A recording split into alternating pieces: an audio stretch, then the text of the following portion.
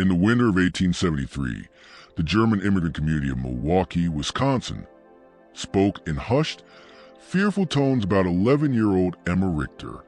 This pale, quiet girl could tell the day of the week for any date in history in seconds, repeat entire conversations word for word after hearing them just once, and even recite the exact number of steps between any two buildings in her neighborhood.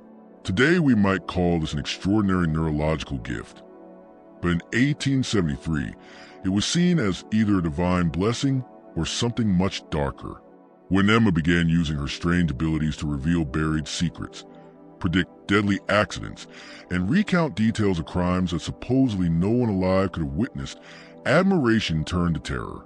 By spring, 3 men would be dead, a family would flee in the night, and Emma herself would disappear without a trace, leaving behind only a small leather journal, filled with numbers no one dared decode. Before we continue with the chilling tale of Emma Richter and the secrets she uncovered in Milwaukee's German Quarter, make sure to subscribe and hit the notification bell. We share haunting historical mysteries every week. And let us know in the comments what city or state you're listening from. These stories happen in communities just like yours. What no one in Brewery Town realized was that Emma's gift would tear open a web of lies, betrayal, and murder that had been hidden for nearly a decade, and that her mathematical mind would become their community's most terrifying curse. Milwaukee's German Quarter in 1873 was a bustling neighborhood of red brick breweries, small wooden homes, and the constant sound of German voices mixing with English in the cold Wisconsin air. Nearly 8,000 German immigrants had built their own little Bavaria along Lake Michigan, with beer gardens, bakeries, and the old-world rhythm of life transplanted to American soil.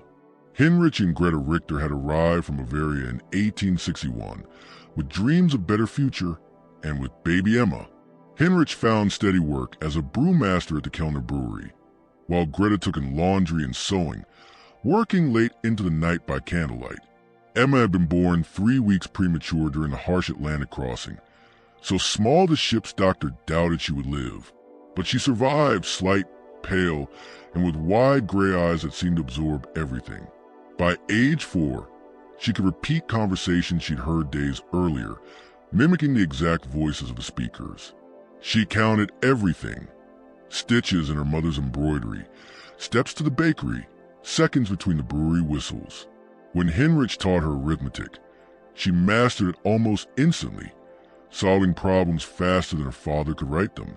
At first, the community was both proud and uneasy. Old Mrs. Brennan crossed herself whenever Emma stared at her too long. But Father Collar, the stout Bavarian priest, called Emma a blessing, a sign of divine wisdom in their new home. The winter of 1872 was brutal. Lake Michigan froze solid for the first time in decades. Families struggled to stay warm. And in this long, isolating winter, Emma's gift began to darken. She started sitting by the kitchen window, watching the neighbors, cataloging their routines as though they were puzzles to be solved. She noticed patterns. Mr. Kruger's 247 steps to the brewery, except on Wednesdays when it became 284. Mrs. Fisher's laundry always hung in the same order, except on nights when her husband worked late. Then, in February 1873, curiosity turned to dread. One gray morning, Emma was eating breakfast when she suddenly looked up and said calmly, "Mr. Dietrich will not come home from the brewery today. He will die at exactly 14 minutes past 2. Greta froze. "Emma, what a horrible thing to say. Why would you say that?" Emma's gray eyes stayed fixed on her mother. "He has been drinking from the small brown bottle for 17 days. Yesterday, he drank 3 times more than usual. His heart will stop." The steps were uneven, 251 instead of his usual 244. When a person's routine shifts by more than 10%, something significant tends to happen within 72 hours. Jon Dietrich's pattern had changed by 12%. The calculation was simple. Heinrich, who had been buttoning his heavy wool coat, stopped and stared at his daughter. Jon Dietrich was a drinker, yes, but hardly more than half the men in the German Quarter. The notion that Emma had been counting his steps and tracking his drinking was unsettling enough, but her calm, mathematical certainty about his death chilled them both more than a Wisconsin winter ever could. "You must not say such things, Emma," Henrich said firmly. "It's not proper for a child to speak of death." Emma only nodded and went back to her breakfast. Her parents exchanged worried looks over her bent head. They had grown used to her odd observations, but this felt different, darker and far more specific than her usual number-tinged remarks. At precisely 14 minutes past 2 that afternoon, Jon Dietrich collapsed in the brewery's malt room. The official cause, heart failure, with Dr. Mayer attributing it to chronic alcohol poisoning. The men who found him said he'd been acting strained for weeks, drinking more, showing severe anxiety. But what haunted the neighborhood was the timing. Emma Richter's prediction had been accurate to the minute. Word of the prophecy spread to the German quarter like chimney smoke. Some dismissed it as coincidence. Others, remembering the pale girl with those calculating eyes, began to wonder what else she had seen from her kitchen window. Whispers followed the Richters to church and the market. Father Collar, who had once praised Emma's gifts as divine, now looked uneasy. When Henrich approached him after Sunday Mass for guidance, the priest's jovial manner had given way to concern. "Henrich, my friend," Father Collar said in his thick Bavarian accent, "perhaps it would be best if young Emma spent less time watching the neighbors and more time with her prayers. The Lord gives us gifts, yes, but sometimes the devil can twist even the most innocent abilities." Henrich, a practical man more interested in the science of brewing than in spiritual mysteries, could not shrug off Emma's exact prediction. That night, he sat her down. "Emma, you must tell me the truth. How did you know about Mr. Dietrich?" She looked at him with those enormous gray eyes, cool and analytical. "I watch. I count. I remember." Mr. Dietrich's behavior changed in predictable ways. When someone increases alcohol consumption by 37% over 17 days, while reducing food intake by about 20%, cardiac stress becomes inevitable. I calculated the most probable time of failure based on his age, weight, and observed symptoms. Henrich felt his blood run cold. His 11-year-old spoke like a physician, or like something far stranger. "But how could you know all those details?" he asked. "I observe everything, Papa. Every day, every person, every pattern." Her voice was matter-of-fact, yet there was something in her eyes that made him deeply uncomfortable. "Would you like me to tell you about the other calculations I've made?" she asked. Henrich shook his head quickly. He did not want to know what else she had computed about their neighbors' lives and deaths. But as he tucked her into bed that night, a terrible feeling settled. Their family stood at the edge of something darker than mere curiosity. Outside, the February snow continued to fall, muffling the German quarter. In that insulated silence, secrets could be buried, and observations could go unnoticed. Emma lay in her narrow bed, her mind endlessly processing the day's data and calculating probabilities that no child should comprehend, and certainly no child should covet. In the weeks after Jon Dietrich's death, the neighborhood's mood shifted like the wind off Lake Michigan. Emma kept watching, but now her parents watched her back.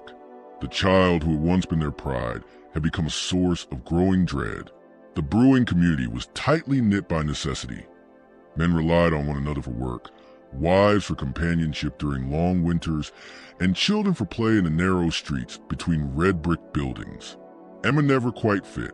While others played, she sat apart, counting, calculating, tracing patterns with intensity that unnerved everyone. Greta began to notice Emma's observations growing stranger and more detailed. The girl would remark casually that Mrs. Weber met Mr. Kellner behind the brewery on Tuesday afternoons for 6 weeks, or that the Schneiders had been burying something in their back garden every Sunday after church. When Greta asked how she knew, Emma explained simply that she had observed the patterns and calculated the probabilities. "People think they're safe," Emma said one March morning as she methodically buttered her bread. "But they follow patterns like numbers. Mrs. Weber tells her husband she's visiting her sister on Tuesdays. Yet she takes 127 steps to Mr. Kellner's house instead of 349 steps to her sister's. The Schneiders bury objects wrapped in cloth exactly 73 centimeters apart in a grid. They think no one is watching, but I always am. That evening, after Emma slept, Heinrich and Greta spoke in low, urgent tones. They had heard enough. "Greta, this cannot continue," Heinrich said one night, his voice low but firm. "Emma is becoming unnatural. Children should not notice such things, and they certainly should not speak of them so coldly." Greta nodded, her hands trembling as she mended his work shirt by the fire. "I'm frightened, Heinrich, not of Emma, but of what people will think. The neighbors already look at us differently. Mrs. Brennan crossed the street yesterday rather than meet my eyes. And Father Collar has not visited us since Jan Dietrich's death." Their fears proved justified 3 days later. Emma was helping prepare dinner when she suddenly froze, the paring knife still in her hand, her face blank and calculating. "Mrs. Weber will be discovered tomorrow at 11 in the morning," Emma said flatly. "Her husband will find her with Mr. Kellner in the brewery office. There will be violence." The knife slipped from Greta's fingers. "Emma, you mustn't say such terrible things." But Emma's expression didn't change. Mrs. Weber has been arriving at the brewery 7 minutes earlier every week for 6 weeks. Mr. Kellner has been staying 33 minutes later each day. Tomorrow, Mr. Weber will return from his delivery route 47 minutes early. His horse has been favoring her left front leg for 11 days. The lameness will worsen tomorrow, slowing his route. The convergence of these 3 variables makes discovery inevitable. Heinrich, standing in the doorway, felt his chest tighten. His daughter was no longer just observing.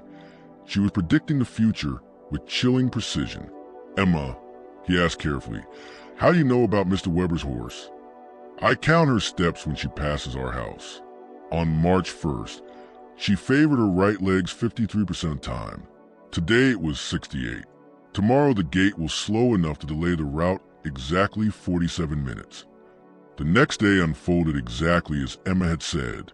Wilhelm Weber discovered his wife in the brewery office with Ernst Kellner. The confrontation was brutal. Kellner left with a broken nose and 3 cracked ribs, and Anna Weber was beaten so severely Dr. Mueller had to be summoned.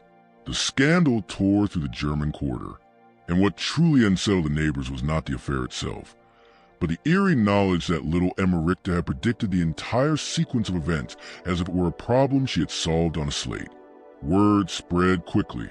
The pale girl with the calculating eyes had foretold Dietrich's death, and now the Weber-Kellner scandal. With unsettling precision, whispers turned into fear.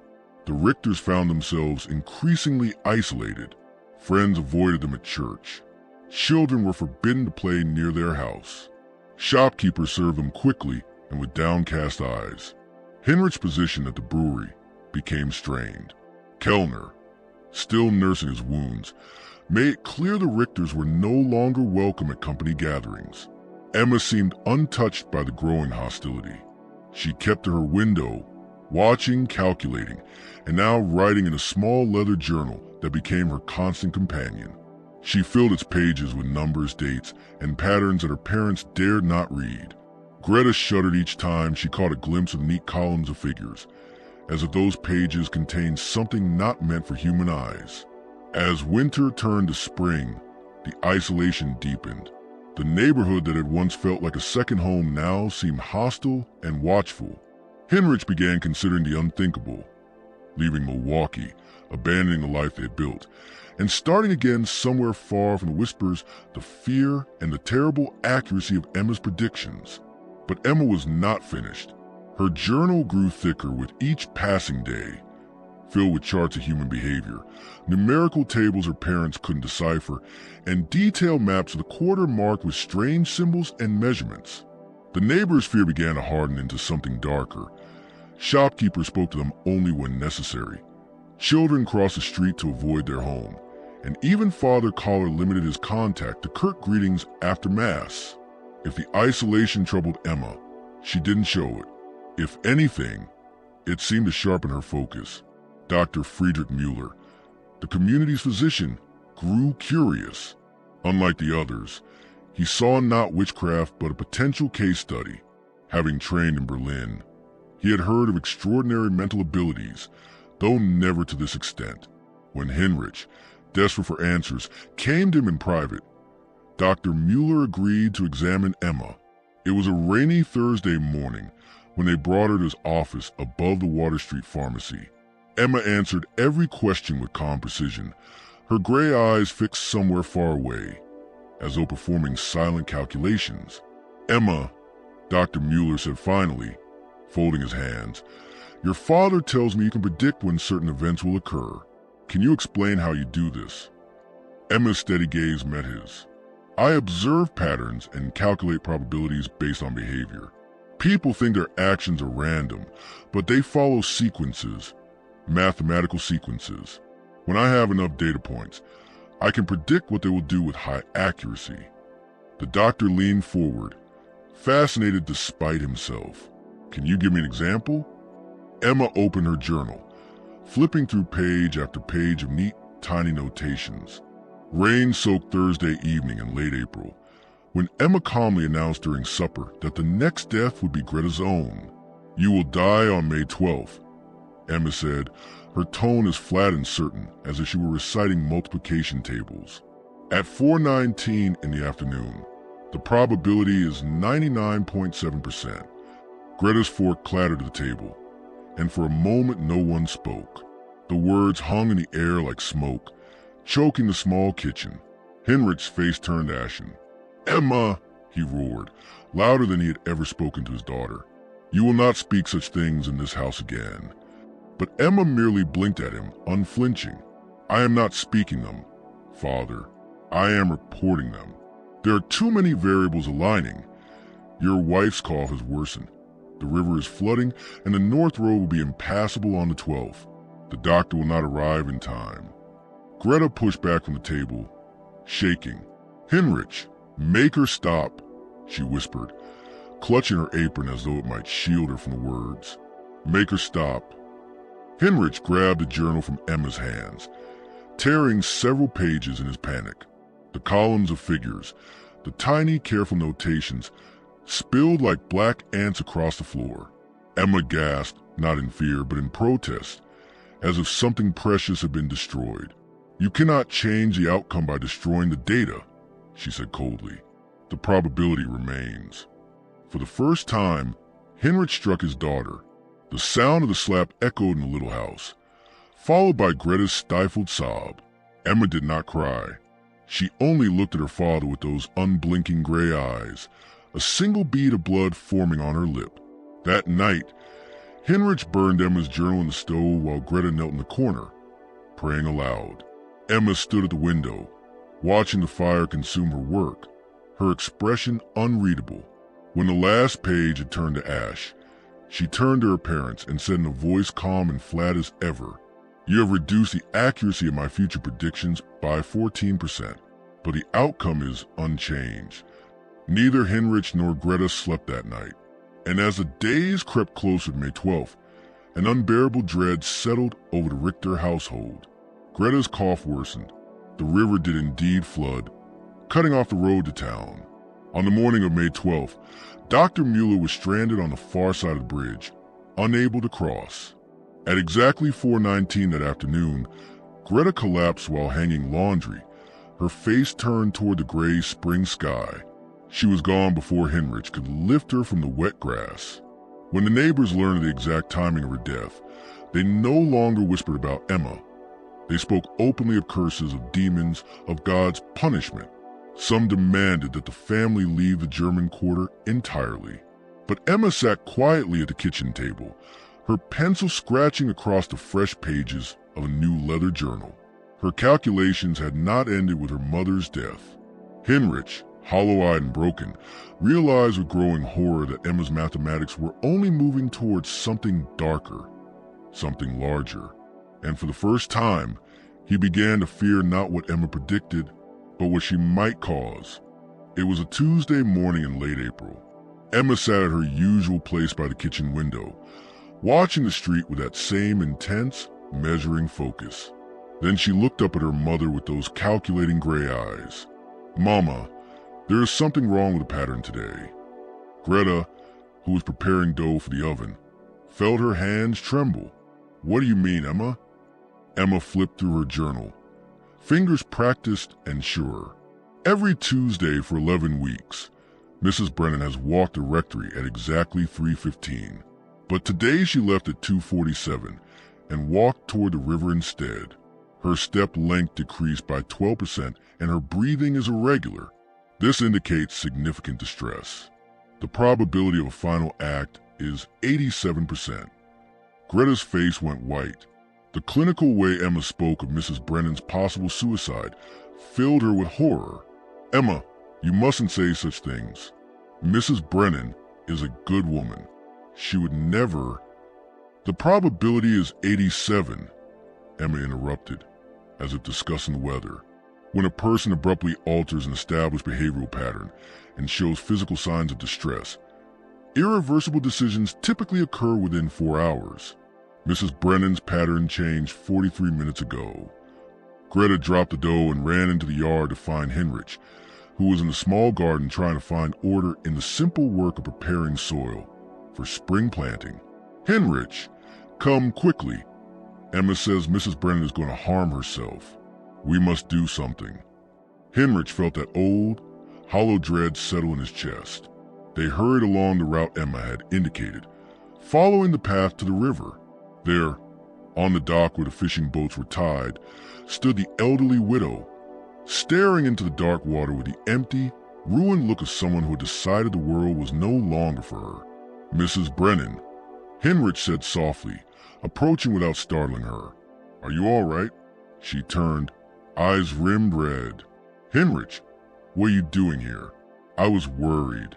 You seem troubled lately." Her face crumpled. "I cannot bear the shame any longer. The whispers, the knowing looks. Father Collar calls it sin, but I cannot help what I feel for him.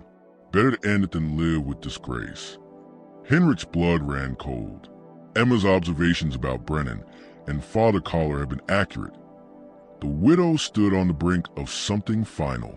He stayed with her for hours, speaking of small mercies and the slow fading of gossip, until at last Margaret Brennan allowed herself to be led away from the dock. When Heinrich returned that evening, he found Emma making final notations in her journal. She did not follow through. Emma reported without emotion, "Your intervention altered the probability. I will adjust the variables to account for third-party interference." Heinrich stared. Emma had not only predicted a tragedy, she treated his rescue as another datum to be folded into her models. The notion that his own daughter cataloged human suffering as mere numbers chilled him more than any superstition could. That night, Heinrich and Greta made a decision born of terror and a hope for reprieve. They would leave Milwaukee. They would take Emma somewhere no one knew her, somewhere her mind might be allowed to exist without suspicion. Yet even as they packed, Heinrich could not shake the sense that Emma's calculations had dug deeper than affairs and attempted suicides. She had been watching and recording far more than the neighborhood realized, and what she was about to reveal promised to be worse than anything they had yet faced. On the first day of May 1873, as spring sunlight warmed the kitchen, Emma paused over her journal and looked up at her father. "Papa," she said, those gray eyes suddenly intent in a way that made Heinrich's hands go cold, "I need to show you something important. My calculations have revealed a pattern, not of lonely tragedies, but of a deliberate concealment. The Schneider's graves, the burned houses, the timing of accidents, they are connected. People in places of trust have been arranging outcomes to hide something, and 3 deaths were not accidents." Heinrich's heart stopped. He gripped the table as if to steady himself. "What do you mean?" he whispered. Emma turned the pages toward him, the neat columns and tiny symbols crowding the paper like a language meant only for her. "Follow the numbers," she said. "They will show you who is protecting whom and what they were trying to bury." A pattern that explained everything. Heinrich, who had dreaded this moment for weeks, sat down across from his daughter with a numb sort of resignation. Emma opened her journal to a section crammed with charts, maps, and numerical sequences that looked more like the work of a seasoned investigator than an 11-year-old's scribblings. For 26 months, I have been observing and recording the behavior patterns of 43 adults in our community, she said with her usual clinical calm. At first, I thought the variations were random, but when I analyzed the data systematically, correlations emerged that indicate organized criminal activity. Henrich felt his blood run cold. Emma, what are you saying? She pointed to a map of the German quarter, each street annotated with tiny symbols and measurements. 7 men have been meeting every Wednesday at midnight in the basement of Kellner's brewery. I calculated their movement patterns from deviations in routine, timing inconsistencies, and physical evidence of gatherings. Mr. Steinberg says he works late at the mill, yet he leaves at the same time as the other 6 and walks a back route to the brewery. The pattern has persisted for 26 months with only 3 exceptions: illness or family emergency. Henrich traced names Emma had marked and felt a sick recognition: Wilhelm Weber, Ernst Kellner, Hans Zimmermann, Otto Steinberg, Klaus Brennan, Gustav Wolf, Hermann Kruger. How could you possibly know about secret meetings? He whispered. I observe everything, Papa. Every night, every movement, every deviation from established patterns, Emma replied, then turned another page of numbers. The meetings are not the worst part. My calculations indicate these 7 men have been systematically siphoning from brewery operations, estimated losses of approximately $47,000 over 26 months. His hands began to tremble. $47,000. More money than most families in the quarter saw in a lifetime. How did you calculate that? Henrich asked, voice thin. Emma tapped a chart. I compared reported production figures with output inferred from deliveries, ingredients purchased, and waste disposal patterns. The discrepancies indicated theft. Then I traced spending. Increased purchases, money sent overseas, new furniture, expenditures inconsistent with declared incomes. The pattern holds across all 7 men. Henrich stared at the neat columns, at proof of something monstrous he had never imagined his neighbors capable of. But Emma was not finished. The patterns point to management, she said.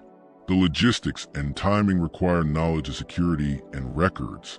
My analysis indicates Ernst Kellner is the organizer. The name hit Henrich like a blow. Ernst Kellner, the brewery owner who had quietly frozen Richters out of social gatherings, who still bore the bruises from Wilhelm Weber's attack. To think he might be the mastermind of a major theft ring felt impossible, and yet, looking at Emma's precise calculations, horribly plausible. These are serious accusations, Henrich said, voice cracking. Are you certain? The probability is 96%. Emma answered without hesitation. Also, Kellner has been watching me watch him. 3 weeks ago, he stood outside our house twice at night for 17 minutes each time. His behavior indicates he suspects I know. Henrich's fear hardened into a new, raw edge. Emma's mind had not only uncovered criminality, it had marked them as witnesses. If he believes you know, he said finally, every word heavy, he will act. They will not tolerate exposure. Emma closed the journal and met her father's gaze. The probability they will take action against our family in the next 72 hours is 84%. That night, Henrich moved under the cover of darkness to Dr. Friedrich Mueller's office. He laid Emma's pages bare by lamplight, watching the physician's face as the doctor read. The neat columns, the delivery logs Emma had reconstructed, the diagrams of midnight routes. Dr. Mueller's training in Berlin left little room for superstition. His reaction was clinical, then grave. Henrich, he said in a whisper, if what this shows is true, it is the largest theft I've heard of in Milwaukee. More importantly, if Kellner suspects your daughter, your family is in mortal danger. He folded the journal closed and slid it back across the desk. We cannot go to Kellner. We cannot trust the brewery. You must leave, tonight, if possible. I will help. I know a constable who owes me a favor. I can speak to him, but subtlety is required. If Kellner is involved, He will have men who watch and listen. We must move quietly, hide the journal, and put distance between you and this place before they suspect anything stronger than gossip. Henrich felt a measure of relief at the doctor's resolve, but also a fresh panic. Leave everything they had built, perhaps forever. As he stepped back into the dark street, the lamplight caught Emma's gray eyes in his memory. The precise, unblinking look of a child who had turned people's lives into numbers and, in doing so, had made enemies of men who would kill to protect their secrets. They had left behind in Milwaukee contained not only the evidence of the theft ring, but also predictions about several other events that had not yet happened. Events that, shockingly, began to occur just as Emma had described. 2 barn fires, a sudden illness that took the life of a local merchant, and a tragic accident at the river dock all matched Emma's calculations down to the week. Federal investigators were unsettled by the journal, describing it in their official report as a document of unnatural precision bordering on prophetic. Henrich never told Emma about this discovery. He feared that knowing her abandoned journal was still shaping events in Milwaukee might either deepen her obsession with calculation or convince her that she had some supernatural influence over the world. Instead, he burned Dr. Mueller's letter after reading it, choosing to protect his daughter from the burden of knowing the full weight of what she had set in motion. But Emma seemed to sense it anyway. One evening in late December, as snow fell silently outside their small house in New Ulm, Emma closed her newest journal and looked across the table at her father. "Papa," she said softly, "I think my work in Milwaukee is finished." Henrich felt a chill pass through him, though the fire burned warm. "What do you mean, Emma?" "The patterns there have resolved," she said simply, as though speaking of an equation whose solution had finally appeared. "It is time to begin new observations here." Henrich nodded slowly, knowing that he could not stop her. Perhaps had never been able to stop her, but silently praying that whatever patterns Emma uncovered next would not again place their family in mortal danger. The story of Emma Richter did not end in Milwaukee. In Minnesota, she would grow into a woman whose strange, piercing intellect continued to unsettle those around her, earning her both admiration and fear. And as the years passed, the legend of the girl who could see the hidden mathematics of fate spread far beyond the German quarter, until Emma Richter became less a person and more a cautionary tale about knowledge, destiny, and the terrible price of knowing too much. Henrich had left Milwaukee with Dr. Mueller, carrying Emma's journal as evidence. The pages contained calculations that extended far beyond a single criminal conspiracy. Emma had been tracking behavioral patterns across the entire German immigrant community, compiling detailed profiles of dozens of families, and predicting future events with unsettling accuracy. The federal investigators, trained in criminal analysis, were impressed and disturbed by the sophistication of her methods. "Your daughter's mind works in ways professional investigators might envy," Dr. Mueller wrote. "But I confess I am grateful she is far from Milwaukee. The precision of her observations and the mathematical certainty of her predictions represent a kind of knowledge I fear is too dangerous for any community to possess." The last contemporary mention of Emma Richter appears in the New Ulm College Mathematics records of 1875. Professor Hermann Weiss reported that his special student had demonstrated unprecedented abilities in statistical analysis and behavioral prediction, but that her family had again chosen to relocate for private reasons. After that brief entry, Emma Richter vanished from the historical record as completely as she had disappeared from Milwaukee on that dark night in May 1873. What became of the girl who could calculate human behavior remains unknown. Some historians suggest families with children of unusual ability deliberately maintain anonymity to protect them from scientific exploitation or social persecution. Emma's case is one of the rare instances where such abilities were documented in enough detail to hint at their scope and consequences. Her story reminds us that the human mind remains one of our greatest enigmas, capable of producing powers that confound our understanding of intelligence, observation, and prediction. In 1873, Emma's mathematical reading of human behavior was branded divine by some and demonic by others. Today, modern science recognizes that conditions such as savant syndrome, certain presentations on the autism spectrum, and extraordinary memory can create minds that process information in ways that appear almost supernatural to outsiders. What do you think of this story? Was everything exposed? Or did Emma's abilities extend even further than her journals revealed? Leave a comment below if you've ever encountered someone with an uncanny gift for observation. If you enjoyed this tale and want more eerily true historical mysteries, subscribe and hit the notification bell, and share this with a friend who loves dark stories. Cases like Emma Richter's remind us that sometimes the most terrifying discoveries come not from the supernatural, but from the relentless application of mathematical logic to human behavior. In a world where we assume our secrets are safe, the existence of minds that can see and count hidden patterns suggests privacy may be only an illusion, and that the things we hide can be visible to anyone who knows how to look.